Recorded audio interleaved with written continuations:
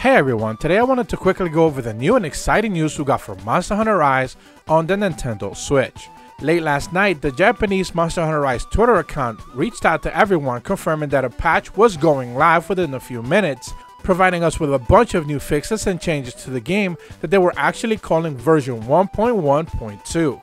And this patch was actually set to address some of the issues that have been plaguing the game. Specifically comes with save data being locked out if you were using some of the gestures that you were able to purchase via DLC. This is something that I talked about in a couple of videos that they had been hammering home that they were trying to get fixed out and sorted out as soon as possible. But with this patch also came a couple of other fixes that we weren't necessarily expecting, and that's the bulk of this video that I actually want to cover, some of that basic information. Obviously, going forward, not just for this patch, you will be required to have an internet connection and a copy of the game to be able to download it, of course. But the base information that they provided us with is just overall just simple bug fixes for the game. For example, one of them is an issue with your character sitting down on a bench in the village, and when you try to call a Kahoot and use a gesture, basically there was a problem or a glitch that they fixed with that.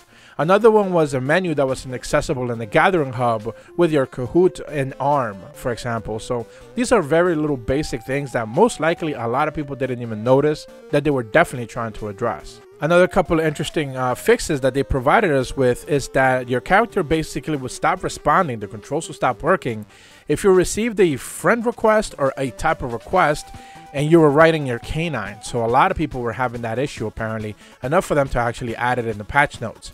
Another one was whenever you would receive a join request and you were climbing a wall or anything like that in the training area, basically it would bug out your game for a little bit. So they definitely decided to address that. Another one that they addressed on was the Upwelling winds in the lava caverns. These are the little endemic life forms that you pick up that look like little like puffballs, white puffballs that send you upwards in the air. Those were bugging people out apparently. Some actions weren't available as you basically got tossed up in the air, so they fixed that as well. And a couple of switch skills as well weren't working properly, so they fixed that. And of course, the one that was basically most likely the driving factor for this patch to come out as soon as it did was the fact that they fixed the attack pose set and the hurt pose set. These are basically two poses that you can purchase via DLC on the eShop. I believe they're like $2 each, I believe. And basically, they just let your character do a specific couple of poses. And the fact was that these poses, for some reason, whenever you put them in the action bar as a gesture, they would lock you out from your save. For whatever reason, they were very adamant about getting this information out as soon as possible out to people. Let them know to stop using those gestures and stop putting them in the action bar so your character wouldn't be necessarily locked out. So they went ahead and they fixed that. So now you are able to actually resume your save data from any of those characters that were originally affected by the situation, which is definitely a good thing to see and something that they basically sorted out within about a week or so. So that's good. The last thing that they also mentioned here directly is a keyboard issue whenever you're trying to change the AR in the search functionality while you're using an online lobby. I have found that typing in the game in general is kind of cumbersome and very sluggish. It feels like there's some real input delay on that keyboard that pops up. I do hope that they fix that soon. Basically, that's really the only issue why I don't even try to type anything. I used to like set up macros and stuff for like whenever I did actions, but even just the idea of trying to like type out a macro, even if it's just once, is not a fun idea. It's not something that I necessarily want to do because, man, that keyboard is very sluggish. I just don't recommend anyone trying to use that. So if you're trying to chat with people, probably just avoid using that in general because it's just not very good. So all of those changes are actually good, and they're things that are definitely going to make the game a little bit better or more playable for some people that were having issues with, especially some that didn't have access to their characters because of a stupid post. That's just ridiculous to begin with. But then the fact that they fixed the infinite item glitch, to me, I find it appealing and also a little bit funny at the same time, because I didn't know about this up until like 2 days ago when someone casually mentioned it to me.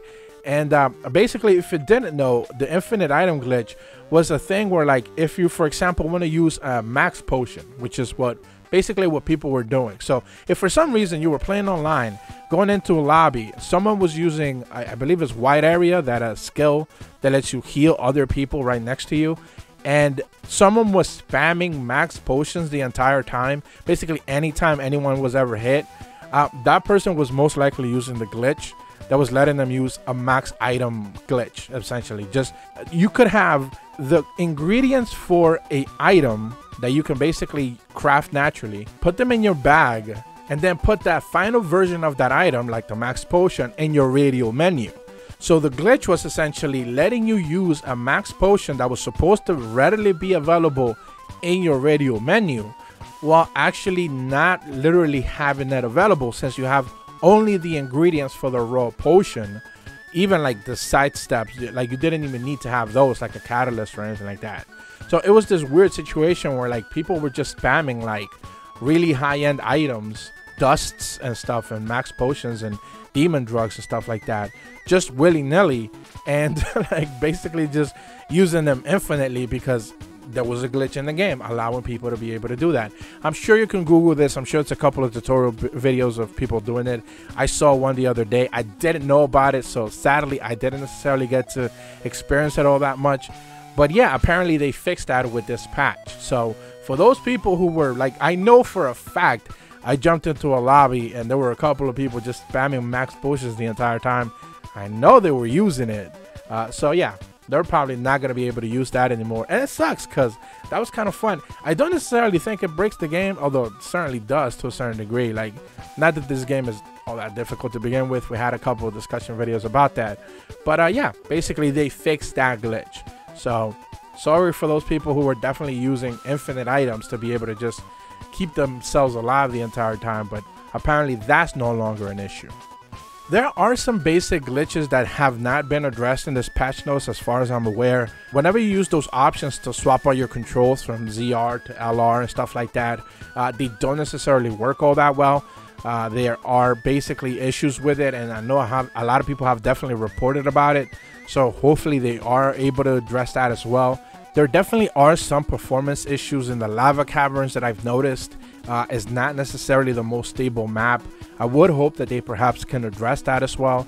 Maybe mess around a little bit with the resolution, or you know, just dynamic resolution, or whatever they could do to fix that.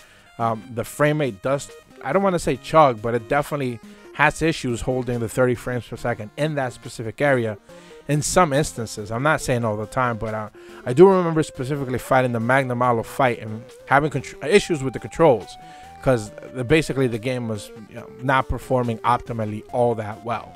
I don't necessarily know if it's like his effects only or it's just that specific area, but I do remember specifically when you're doing one of the quests with Magna Malo in the lava caverns, the game was not having a good time. So hopefully they do address that.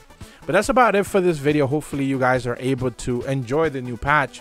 I know that a lot of people were having issues specifically with being able to access their save data from that glitch. So I'm glad that they were able to fix it. I'm glad that they were able to address it right away. And hopefully, you know, whatever patch comes next actually provides us with a little bit more, you know, a little bit more content or something. I hope we don't have to wait until the end of the month for whatever the new content drop is going to be, but seems to be the way that they're going to go about it. So it is what it is. If you're new to my channel, be sure to leave a like and subscribe. And as always, thank you so much for watching. See ya.